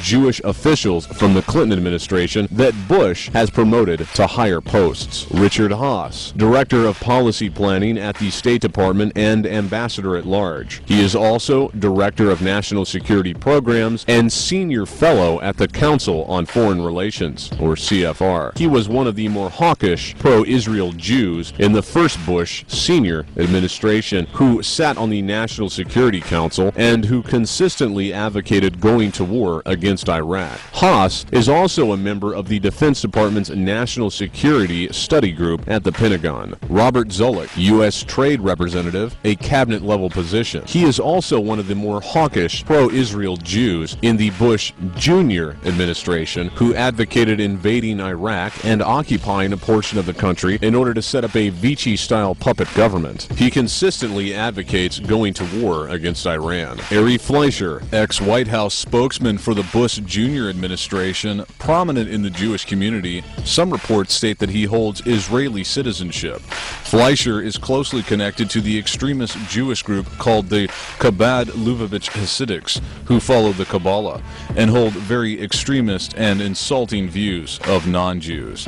Fleischer was the co-president of the Chabad's Capital Jewish Forum. He received the Young Leadership Award from the American Friends of Lubavitch in October 2001. James Celsinger, one of many Pentagon advisors, Celsinger also sits on the Pentagon's Defense Policy Board, under Pearl, and is another extremist pro-Israel advisor who supported going to war against Iraq. Selsinger is also a commissioner of the Defense Department's National Security Study Group at the Pentagon. David Frum, White House speechwriter behind the Axis of Evil label, he lumped together all the lies and accusations against Iraq for Bush to justify the war. Joshua Bolten, White House Deputy Chief of Staff. Bolten was previously a banker, former legislative aide, and prominent in the Jewish community. John Bolton, former UN representative and Undersecretary of State for Arms Control and International Security. Bolton is also a senior advisor to President Bush. Prior to this position, Bolton was senior vice president of the above-mentioned pro-Israel think tank, AEI. He recently, October 2002, accused Syria of having a nuclear program so that they can attack Syria after Iraq or Iran. He must have forgotten that Israel has several hundred nuclear warheads, some of which are thermonuclear weapons, according to recent intelligence from the United States Air Force. David Wormser, special assistant to John Bolton, the Undersecretary for Arms Control and International Security. Wormser also worked at the AEI with Pearl and Bolton. His wife, Merav Wormser, along with Colonel Yigal Karman, formerly of Israeli Military Intelligence, co-founded the Middle East Media Research Institute, or MEMRI, a Washington-based Israeli outfit which distributes articles translated from Arabic newspapers portraying Arabs in a bad light. Elliot Cohen, member of the Pentagon's Defense Policy Board under Pearl, and is another extremist pro-Israel advisor. Like Edelman, he often expresses extremist and often ridiculous anti-Arab and anti-Muslim views. More recently, he wrote an opinion article in the Wall Street Journal openly admitting his racist hatred of Islam, claiming that Islam should be the enemy, not terrorism.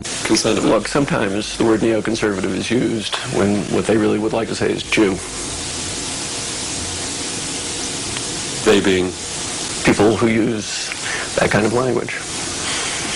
And as a Jew, I find it offensive. There are two things that are despicable about it. The first is the imputation of dual loyalties. What they really would like to say is Jew.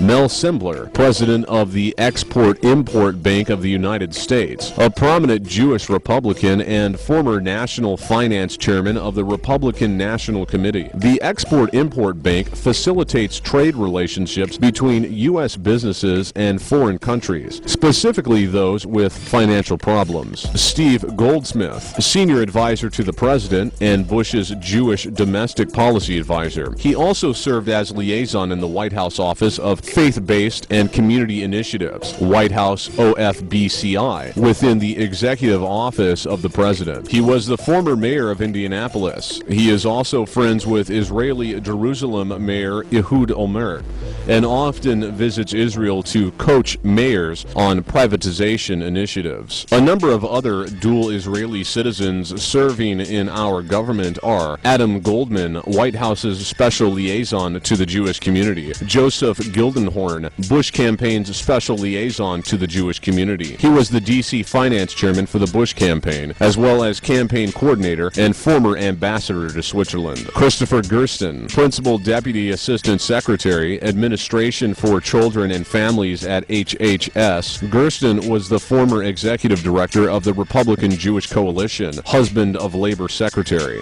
Mark Weinberger, assistant secretary of housing and urban development for public affairs. Samuel Bodman, Deputy Secretary of Commerce. He was the chairman and CEO of Cabot Corporation in Boston, Massachusetts. Bonnie Cohen, Undersecretary of State for Management. Ruth Davis, Director of Foreign Service Institute, who reports to the Office of Undersecretary for Management. This office is responsible for training all Department of State staff, including ambassadors. Daniel Kurtzer, Ambassador to Israel. Cliff Sobel, Ambassador to the Netherlands. Stuart Bernstein, Ambassador to Denmark. Nancy Brinker, Ambassador to Hungary. Frank Lavin, Ambassador to Singapore. Ron Weiser, Ambassador to Slovakia. Mel Sebler, Ambassador to Italy, mentioned earlier. Martin Silverstein, Ambassador to Uruguay. Lincoln Bloomfield, Assistant Secretary of State for Political Military Affairs; Jay Lefkowitz, Deputy Assistant to the President and Director of the Domestic Policy Council; Ken Millman, White House Political Director; and Brad Blakeman, White House Director of Scheduling.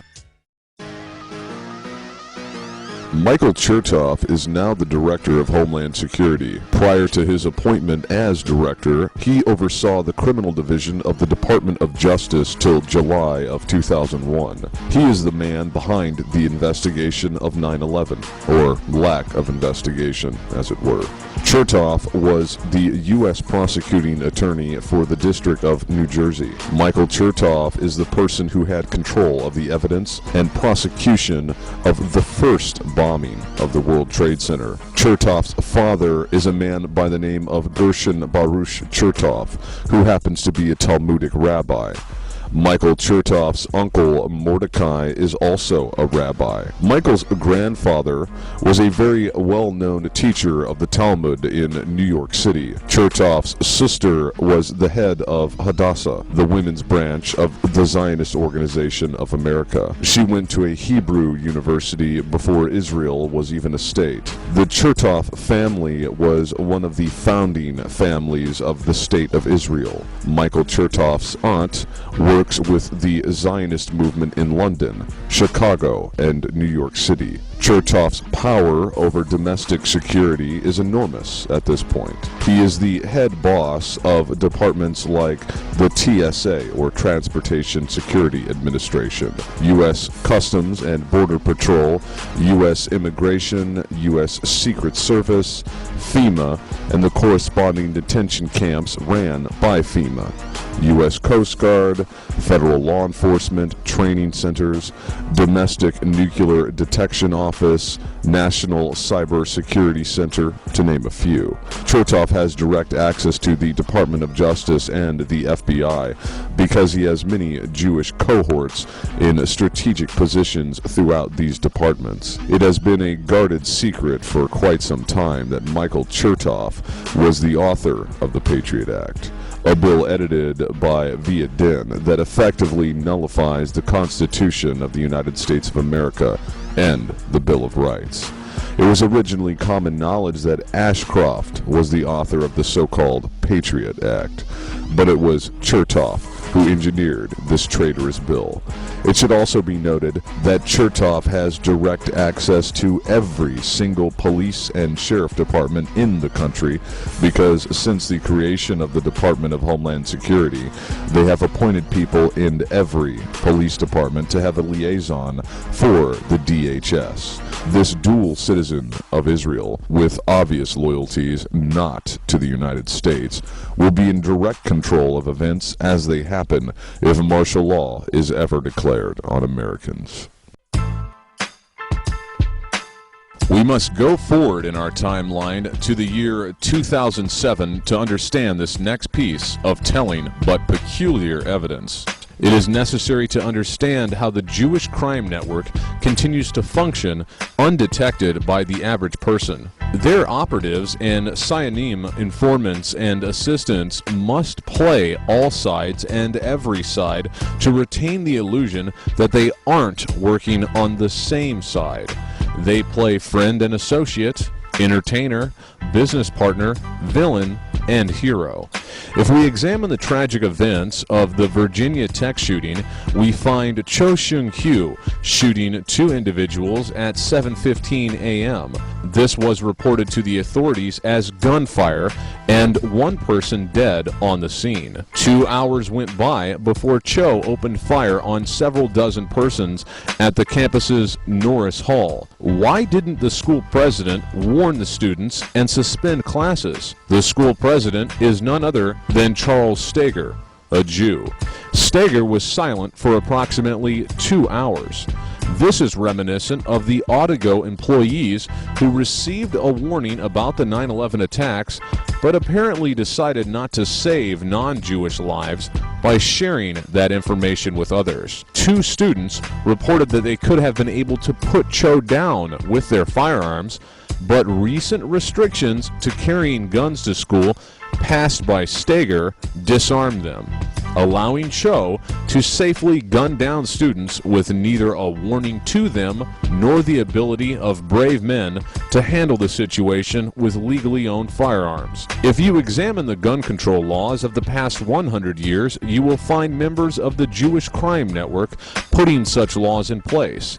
It is a fact that restriction of firearms means a higher crime rate, but that is a subject for another video. All this eventually returns to the subject of 9/11 by way of Virginia Tech professor Liviu Librescu. At age 76 and approximately 145 pounds soaking wet, he was supposedly able to hold off Cho and reportedly then saved the lives of several students. So our hero of the day, despite the obvious finger pointing at the Jewish crime network via school president Charles Steger, is none other than Jewish Librescu. So, who is one of the key heroes of the day on 9/11? Despite mounting evidence demonstrated herein that the attacks were orchestrated by Jews and their non-Jewish criminal cohorts, we find that the hero of Flight 93 is none other than Jeremy Glick, a Jew. Supposedly, Glick was the brave soul that motivated people on board Flight 93 to overtake the supposed hijackers and crash the plane into the ground in Pennsylvania to keep it from hitting its intended target. Of course, eyewitness reports, insiders, video, and photographic evidence seem to show that Flight 93 was shot down and didn't actually crash land. But like the gun control issue, that's another topic for another video. So, of the supposedly 3 Jews that died on 9/11, one miraculously turns out to be a hero of the day, along with the Jewish hero of Virginia Tech, of course. Quite a mathematical absurdity. The appointed federal judges Alvin K. Hellerstein and Michael B. Mukasey and the former Assistant Attorney General Michael Chertoff, who now heads Homeland Security, have worked for almost 7 years to hide critical evidence and block discovery of important details concerning the orchestrators of the 9/11 attack. Immediately after the horrific events of 9/11, while the country was mourning, grieving, and beginning to feel vengeful toward the supposedly official culprits, the key players involved in 9/11 were maneuvering in unison behind the scenes to cover all angles of investigation and began building up their damage control infrastructure. The Kenneth Feinberg Group is listed as one of the top 10 supporters of the Jerusalem Institute for Israel Studies for 2004 and 2005. The Jerusalem Institute is an Israel-based Zionist organization that supports the building of the illegal separation wall across Palestine, for example. The Feinberg Group also lists as its clients major insurance and reinsurance companies such as Lloyd's of London. These are the companies who stood to lose billions of dollars if 9/11 victims' lawsuits had gone forward. Feinberg was appointed special master by then Attorney General John Ashcroft. Ashcroft, a dedicated supporter of the Jewish criminal mafia and supporter of such groups as Stand for Israel, is today working as a lobbyist for Israel Aerospace Industries, or IAI, Israel's major military aerospace company, which hired the former U.S. Attorney General to help secure the U.S. government's approval to sell an Israeli weapons system to the South Korean Air Force. Kenneth Feinberg set up the Victims' Compensation Fund. This was a treasure chest of some $7 billion in taxpayer money that would be forked out to the victims of the Israeli 9/11 attack. Since undoubtedly many families lost their primary breadwinner on 9/11, they had a choice between a sizable payout or a long drawn-out investigation with little to no guarantee of success if they chose to pursue legal action against the airlines and the passenger screening security companies. Thus, 97% of eligible victims' families waive their rights to litigate against the government, the airlines, and the security companies responsible for passenger screening at the airports.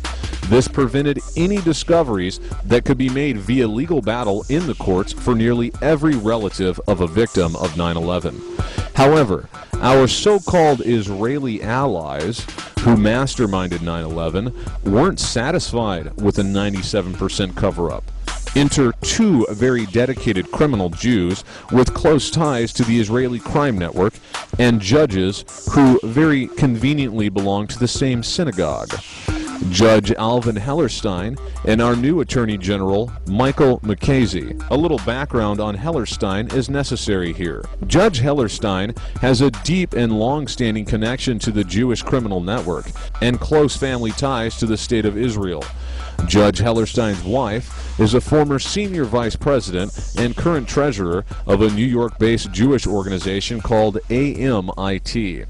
AMIT promotes Jewish immigration to Israel and stands for Americans for Israel and Torah. AMIT's motto is Building Israel, one child at a time. Judge Hellerstein, age 73, is also a longtime member of the Jewish Center of New York and a former president of the Board of Jewish Education of Greater New York. This raises the obvious question about why, in the 9/11 terror case in which an Israeli security company is a key defendant and in which individuals from Israeli military intelligence are suspected of being involved, was Hellerstein chosen to preside over all 9/11 victim lawsuits? And who chose him? Judge Alvin Hellerstein has stated, quote, "There is an extraordinary public benefit in having these cases resolved and not allowing through them the wounds of 9/11 suffered by our entire society to keep festering." Hellerstein's mission was to quickly resolve the cases. The rush to case resolution was to eliminate all threats of legal investigations by means of more payouts. To this hour, not a single plaintiff's day in court to present evidence in a trial has come to fruition. The more persistent and uncooperative plaintiffs have dealt with the special mediator of Hellerstein's court, Sheila Birnbaum, another key Jew. Sheila Birnbaum, the special mediator, is a partner in the law firm of Skadden Arps, a leading corporate law firm with close business ties to Israel. The firm calls itself, quote, "one of the leading U.S. legal advisors to Israeli companies doing business and raising capital outside of Israel." The firm's website proclaims, "Many of our attorneys are thoroughly familiar with the legal structure, business environment, and political system of Israel, and several have been admitted to the bars of both Israel and New York, and are fluent in Hebrew and English." Unquote. Israeli individuals and companies, however, are suspects and defendants in the crimes of 9/11. At least 200 Israeli suspects were arrested in connection with 9/11. Certainly, these salient facts cannot be mere random coincidence. The key individuals who arranged the privatization and obtained control of the 10.6 million square foot complex known as the World Trade Center shortly before its destruction are Larry Silverstein, former Israeli commando and Westfield shopping mall tycoon Frank Lowy, and Port Authority Chairman Louis M. Eisenberg, who authorized the transfer of the leases. Silverstein, Lowy, and Eisenberg all hold senior positions in organizations such as the Anti-Defamation League, or ADL, the United Jewish Appeal, UJA, a billion-dollar Zionist charity organization, and the New York-based Museum of Jewish Heritage, a living memorial to the Jewish Holocaust. Silverstein is a former chairman of UJA. This organization raises hundreds of millions of dollars every year for a network of Jewish agencies in the United States and Israel. Eisenberg, who was instrumental in obtaining the lease for Silverstein, is on the planning board of the UJA. Eisenberg, in his role with the Port Authority, was the key person who negotiated the 99-year leases for Silverstein and Frank Lowy's Westfield America, who were in fact the low bidders for the lease on the 110-story towers and the retail mall. 6 weeks before the World Trade Center towers were destroyed, the Port Authority, with the assistance of Jewish Chairman Eisenberg, completed the process of leasing them for 99 years to Larry Silverstein. the developer who had built 7 World Trade Center, which mysteriously self-demolished at 5:25 p.m. on 9/11, although the building wasn't hit by a plane. Simultaneously, the retail space underneath the complex was leased to Westfield America, the U.S. division of an Australian company that is one of the world's largest operators of shopping malls. Paula Goldberger wrote in The New Yorker, 20th May 2002. Czechoslovakian-born Israeli commando Frank Lowy, a former fighter in Israel's Golani Brigade, immigrated to Australia in the 1950s. Lowy leased the shopping concourse called the Mall at the World Trade Center, which comprised about 427,000 square feet of retail space. Today, Lowy and his 3 sons control Westfield Corporation, one of the largest operators of shopping centers in the United States and the world. Lowy is described by the Sydney Morning Herald as, quote, a self-made man with a strong interest in the Holocaust and Israeli politics, unquote.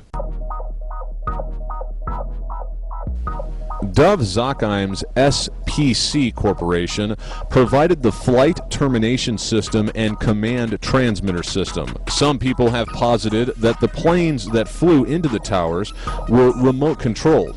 Although sounding like science fiction to the average person, this technology has existed for several decades. In an emergency situation in which pilot and co-pilot have been incapacitated, ground control can take control of a plane and fly it safe and sound to its destination. The argument for the use of this technology would be to say that to ensure that the planes met their targets, instead of relying on some supposed suicide hijackers who might bail out at the last minute, remote control technology was used.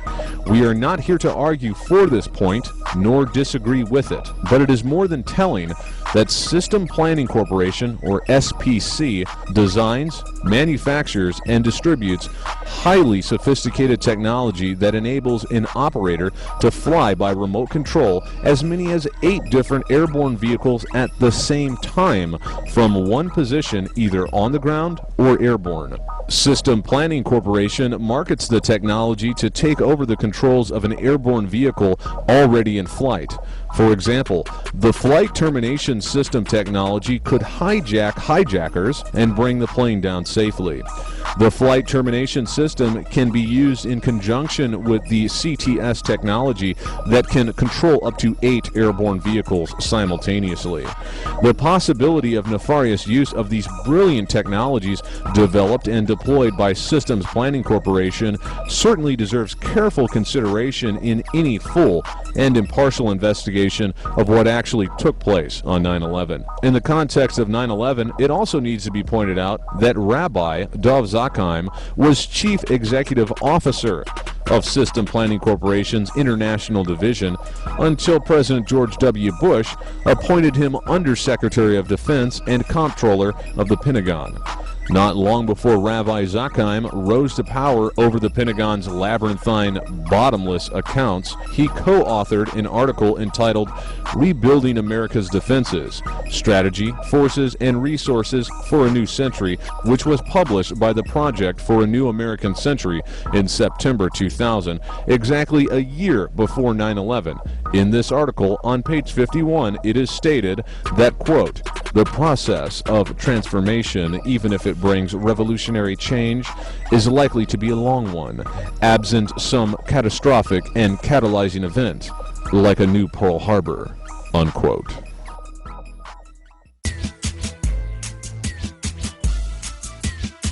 Larry Silverstein, a key figure in the Jewish crime network, dual Israeli citizen and World Trade Center leaseholder who pocketed $4 billion for the attacks of 9/11. Somehow Silverstein had the mysterious foresight to insure both of the towers with an insurance policy specifically covering acts of terrorism just weeks before September 11th, 2001. But things get more absurd than this. Enter P-Tech. The Israeli Mossad also had their hands in the most sensitive computer networks in the U.S. government through a little-known firm called P-Tech. 9/11 was also a computer crime. America's security apparatus and infrastructure would have reacted to the hijacking, then scrambled fighter jets and would have eliminated the threats to thousands of Americans. Unfortunately, most of the critical computer systems were run by P-TECH. This left gaping holes in the communication networks and interoperability between the computer systems, which would allow a hijacker to cause severe miscommunication and delay any reaction to the real-time hijacking. Keep in mind, there were drills going on of flights crashing into buildings on 9/11, as well as other drills, such as Operation Northern Vigilance, Operation Vigilant Guardian, Operation Northern Guardian, and Operation Vigilant Warrior. Joe Bergantino, a reporter for WBZ-TV's investigative team, was torn. He could risk breaking a story based on months of work investigating a software firm linked to terrorism, or heed the government's demand to hold the story for national security reasons. In mid-June, Bergantino received a tip from a woman in New York who suspected that P-TECH, a computer software company in Quincy, Massachusetts, had ties to terrorists. P-TECH specialized in developing software that manages information contained in computer networks. Bergantino's investigation revealed that P-TECH's clients included many federal government agencies, including the U.S. Army, the U.S. Air Force, the U.S. Naval Air Command, Congress, the Department of Energy, the Federal Aviation Administration, or FAA, and the Internal Revenue Service, as well as NATO and the Federal Bureau of Investigation, and moreover, the Secret Service and even the White House. On the surface, it seemed P-TECH can be linked to Saudis and Arabs, as they are the frontmen financiers of P-TECH. This is not dissimilar to the pattern, as the deceptive alternative media has also linked the official story's antagonists as 19 hijackers from Saudi Arabia. However, this is another clever smokescreen. Recall our mention of the word Sayanim, which means a Jewish informant or helper. Michael Goff, a criminal Jew who comes from a long line of B'nai B'rith Freemasons, left a very cushy job with the law firm of Cedar and Chandler to work for Arabs and run marketing for an unknown software company. Michael Goff was marketing manager at P-TECH Incorporated, a leading provider of business process modeling, design, and development software. In this capacity, Michael managed various marketing programs and activities, including public relations, direct mail, web development, collateral, trade shows, and seminars. Additionally, Michael worked closely with the P-TECH sales organization to perform competitive analysis as well as manage lead tracking and fulfillment activities. Goff also worked for an Israeli-run computer security company called Guardium. Guardium is a database security firm, clearly a Mossad operation working in a critical area, the same area that the two planes that hit the World Trade Center originated, Boston's Logan Airport. The three firms that finance Guardium are all Israeli and all manned by Mossad agents. It should be noted that Mossad's headquarters is in Herzliya. It is clear that the three firms, Cedar Fund, Veritas Venture Partners, and Stage One, are all Mossad funding outfits. So with P-TECH, what we had was an American Sayan, i.e. a Jewish agent who works with the Mossad when necessary, Michael S. Goff, who had Mossad agents feeding him information and directing him while he worked with his Lebanese Muslim partners in P-TECH. Now, why would a young American lawyer working with a good law firm in his hometown suddenly leave the practice of law and work with a dodgy startup software company owned and financed by a Lebanese and a Saudi? Goff's family is a well-respected and well-known family in Worcester, Massachusetts. After law school, he had it made at the law firm. Why the sudden career change? It is clear that Goff is one of several 100,000 Sayanim, and he was tapped by Mossad to do a quick career change for the good of the Jewish people and Israel, of course. Under Goff, P-TECH software loaded with trapdoors and Trojan horses was sold and loaded onto the most sensitive computer systems, which subsequently failed miserably, or performed well, depending on your view, on September 11th, 2001. Goff's father and grandfather, Samuel, were accountants who belonged to Worcester's Commonwealth Lodge 600 of B'nai B'rith. They were both 32nd degree Masons. But P-TECH wasn't the only software firm that was involved with the massive breakdown in communication on 9/11. Because the attacks involved systems used by the FAA, NORAD, and the U.S. Air Force, the conspirators would have needed super user access to the command and control centers of these three separate organizations. One such company is MITRE Corporation. Indara Singh, an IT consultant who previously worked on a Defense Advanced Research Project, or DARPA project, and who was employed by J.P. Morgan on 9/11 in risk management, pointed to MITRE's role at the FAA during the 9/11 Citizens Commission hearings in New York in September 2004. Quote, P-TECH was with the MITRE Corporation in the basement of the FAA for 2 years prior to 9/11, Singh said. Quote, their specific job is to look at interoperability issues the FAA had with NORAD and the Air Force in the case of an emergency. If anyone was in a position to know that the FAA, that there was a window of opportunity or to insert software or to change anything, it would have been P-TECH along with MITRE. Unquote. The MITRE Corporation is a major defense contracting organization headed by the former Director of Central Intelligence, or DCI, which was none other than Jew Dr. James Rodney Schlesinger. Schlesinger, who was reportedly made DCI at the request of Henry Kissinger in 1973, later served as Secretary of Defense. Schlesinger, a former Director of Strategic Studies at the RAND Corporation, was described in a 1973 biography as a devout Lutheran, although he was born in New York in 1929 to immigrant Jewish parents from Austria and Russia. Schlesinger earned 3 degrees from Harvard University. Schlesinger's father, an accountant, founded the accounting firm Schlesinger and Haas and was a trustee and chairman of the budget of the Stephen Wise Free Synagogue. His father was also a member of the New York State Grand Lodge of Masons.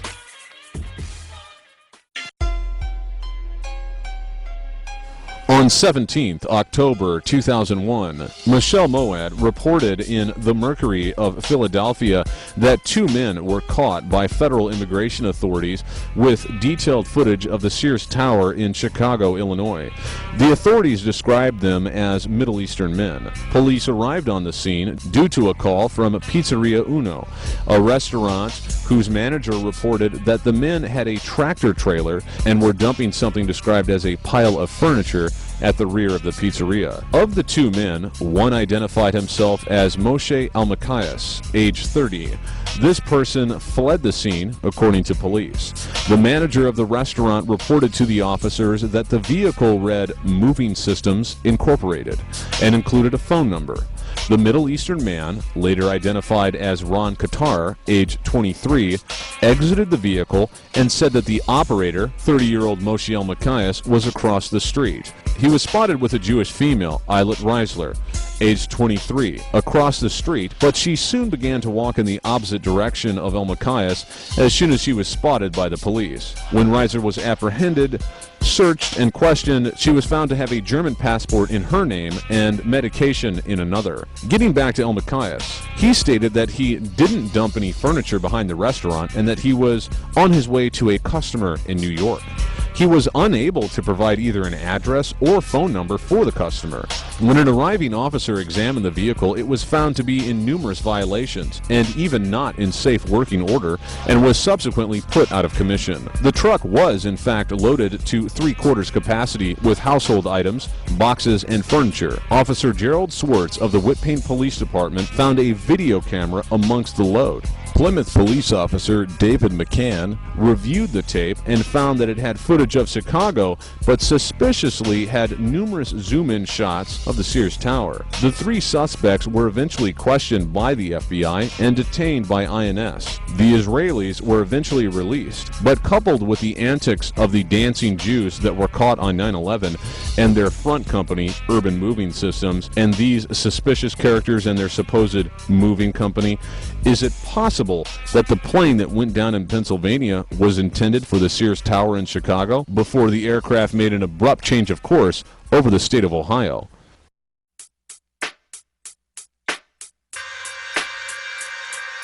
Israeli Mossad terrorist operations extend to numerous countries. Here is just one example apart from 9/11 and others that we have briefly covered. As reported in La Voz de Altasan, two men posing as press photographers, one of them a former Israeli colonel and Mossad agent, were arrested inside the Mexican Congress on October 10, 2001, armed with 9mm pistols, 9 grenades, explosives, 3 detonators, and 58 bullets, but were released following intense pressure from the Israeli embassy. The report stated, "We believe that the two Zionist terrorists were going to blow up the Mexican Congress.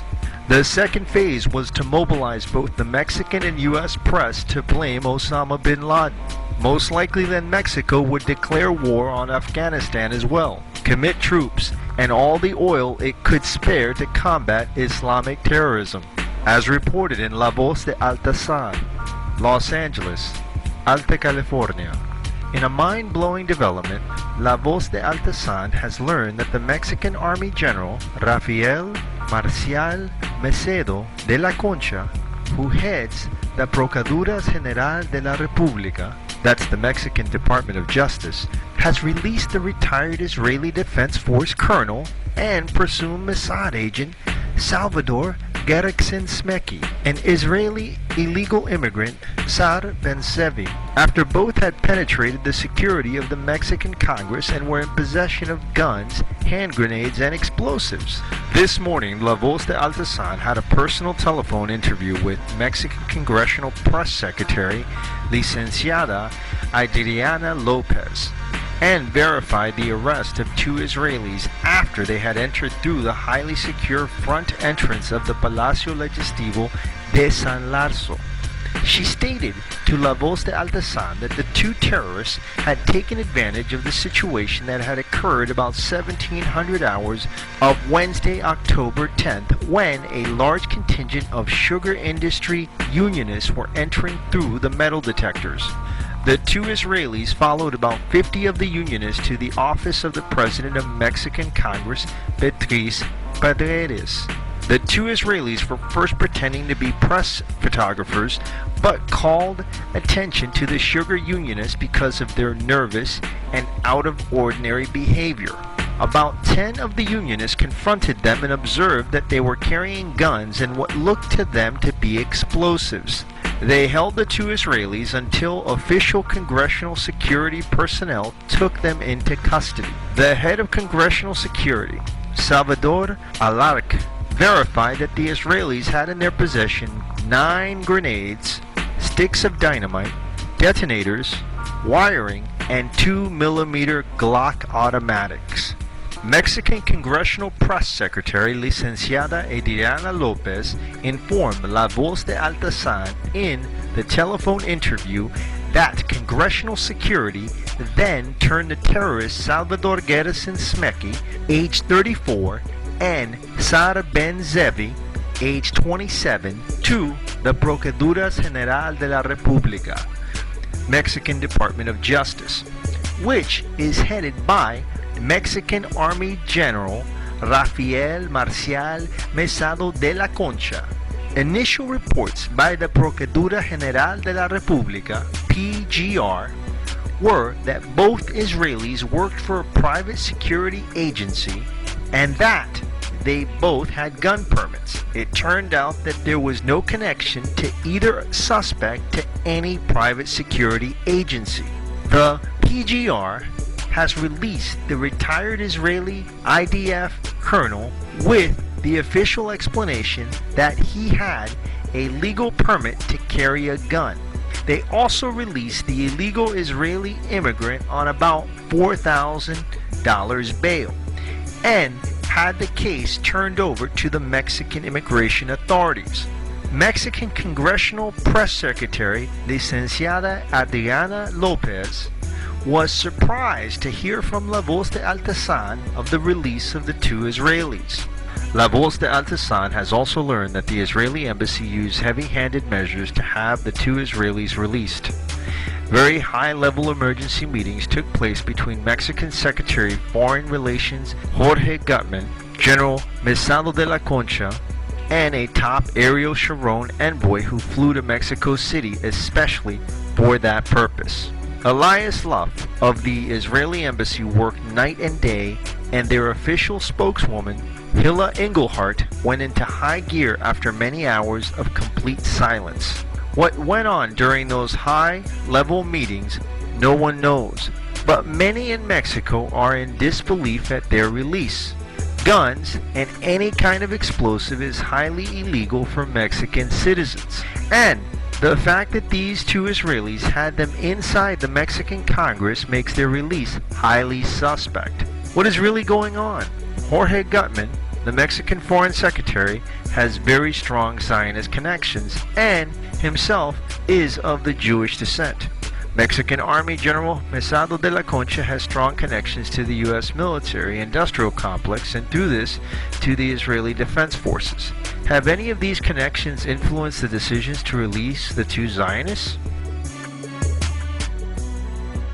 Former Italian President Francisco Cossega, who revealed the existence of Operation Gladio, told Italy's oldest and most widely read newspaper that the 9/11 terrorist attacks were run by the Mossad, and that this was common knowledge among global intelligence agencies. In what translates awkwardly into English, Cossega told the newspaper Corriere della Sera, all the intelligence services of America and Europe know well that the disastrous attack has been planned and realized from the Mossad with the aid of the Zionist world in order to put into accusation the Arabic countries and in order to induce the Western powers to take part in Iraq and Afghanistan, unquote.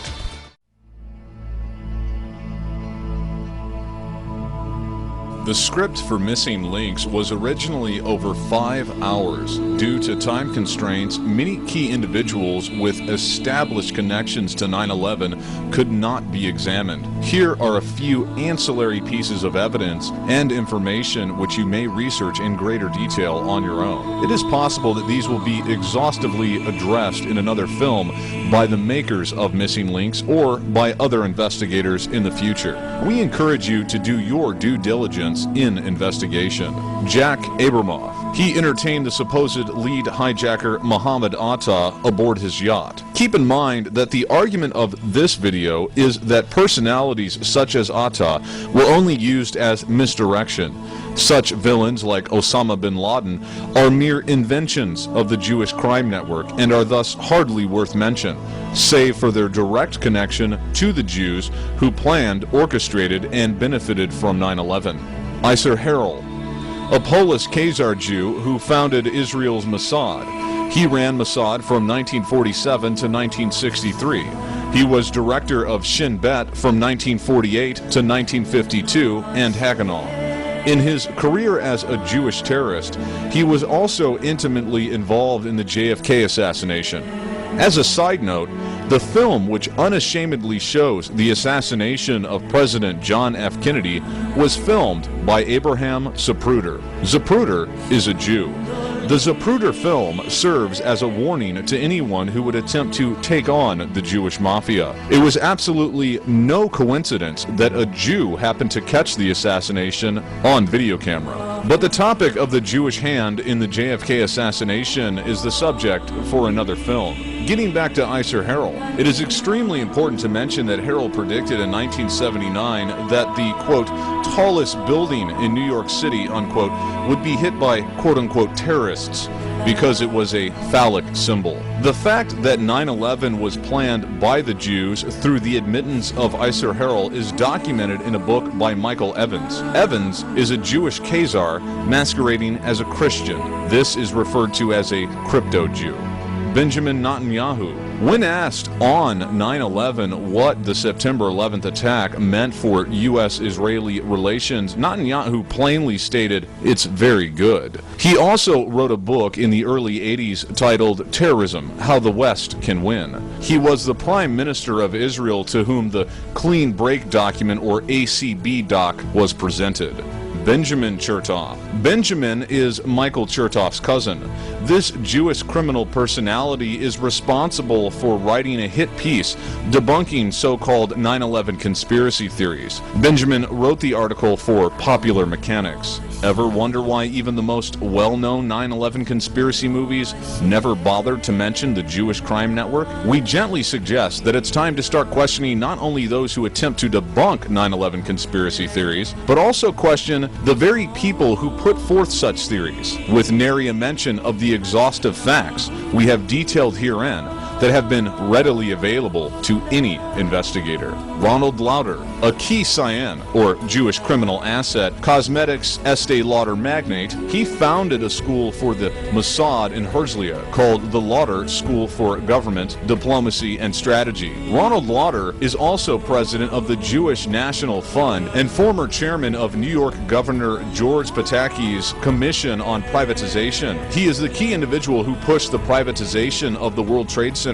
and the former Stewart Air Force Base, where the flight paths of the two planes that hit the Twin Towers oddly converged. Ronald Lauder played a significant, albeit unreported, role in the preparation for 9/11.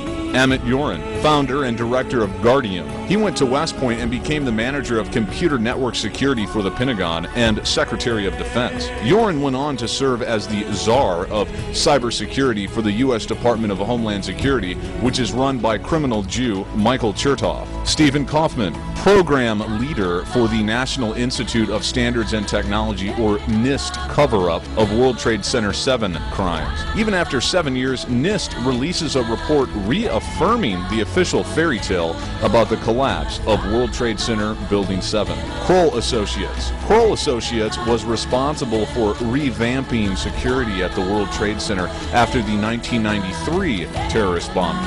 Douglas France of the New York Times reported in 1994. This is a crucial point because those who controlled security at the World Trade Center are prime suspects in the demolition of the Twin Towers. The first plane struck directly into the computer room of Marsh, or Kroll USA, in the North Tower. Or rather, it was precision-guided on 9/11. Israeli Aerospace Industries, prime suspect for leasing possible flight termination systems, FTS technology-equipped airplanes to the airlines. IAI is ran by Shalom Yoren. Jerome Hauer, John O'Neill, the former chief of counterterrorism with the FBI, who had investigated Al-Qaeda, was the head of security for the World Trade Center complex and was reportedly killed on his first day of work on 9/11. O'Neill had been appointed to this position by the managing director of the Kroll Security Company, Jerome M. Hauer. Kroll evidently continued to manage security for the World Trade Center complex from 1993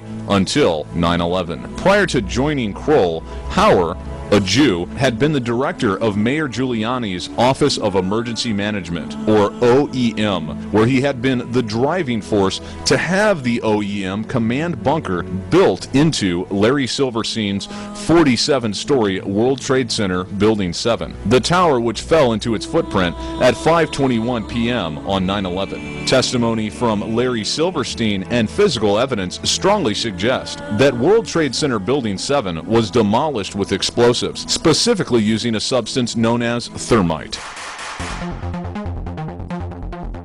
Where were our intelligence agencies before, on, and after 9/11? While there have been numerous analysts, operatives, and employees of the various U.S. investigative and espionage organizations who have come forward, it remains to be seen that the FBI, CIA, or other such groups have thwarted the Jewish criminal network.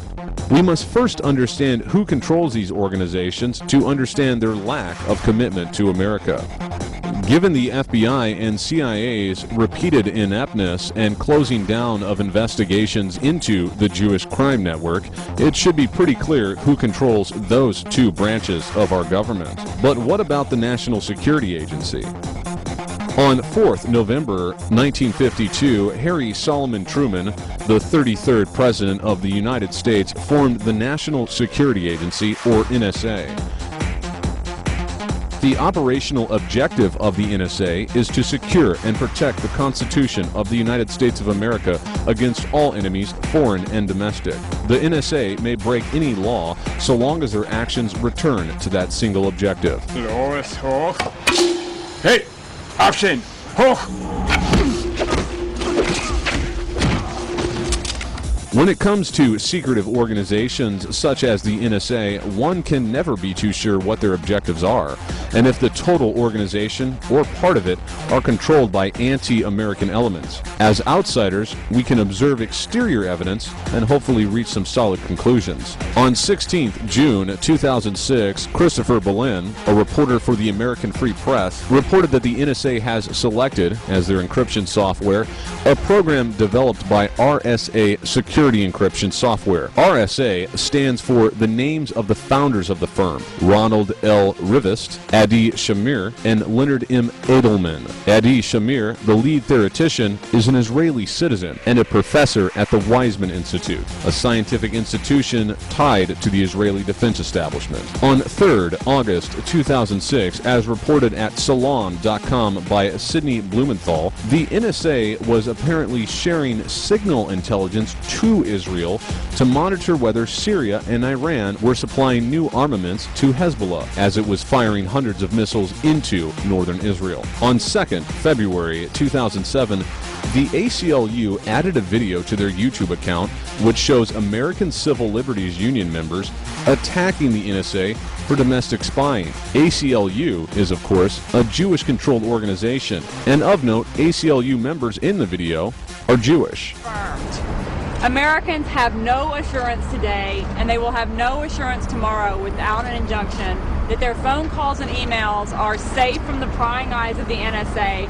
On 30th October 2007, as reported by Wayne Madsen, who was formerly employed by the NSA, the organization is now threatened with possible infiltration by Israeli spies. Mr. Madsen notes that the National Security Agency was penetrated by Israeli contractors working for Israel's Mossad organization. This was done via programs initiated by the Reagan administration, which sought to involve Israel in NSA-related signals intelligence activities, Dindy and Pyrex. Madsen asserts that the NSA has always harbored skepticism about Israel, quoting him that due to, quote, the Israeli attack on the NSA signals intelligence ship, the USS Liberty, in 1967, it was an attack that is now considered by a majority of historians and intelligence experts to have been a deliberate attack aimed at blindsiding U.S. intelligence from war crimes being carried out by Israel in the Sinai Desert during the 1967 Arab-Israeli War, unquote. Some questions remain. Why was the NSA supplying intelligence to Israel? Why is the Jewish-controlled ACLU preaching against the NSA? Why is the NSA still doing business with Israel when it is known that the USS Liberty was an NSA ship and it was Israel that intentionally attacked and killed 34 Americans on board and wounded over 170 others? Finally, why is Israel trying to infiltrate the NSA if they already seem to have such a close and favorable relationship? Who are you guys?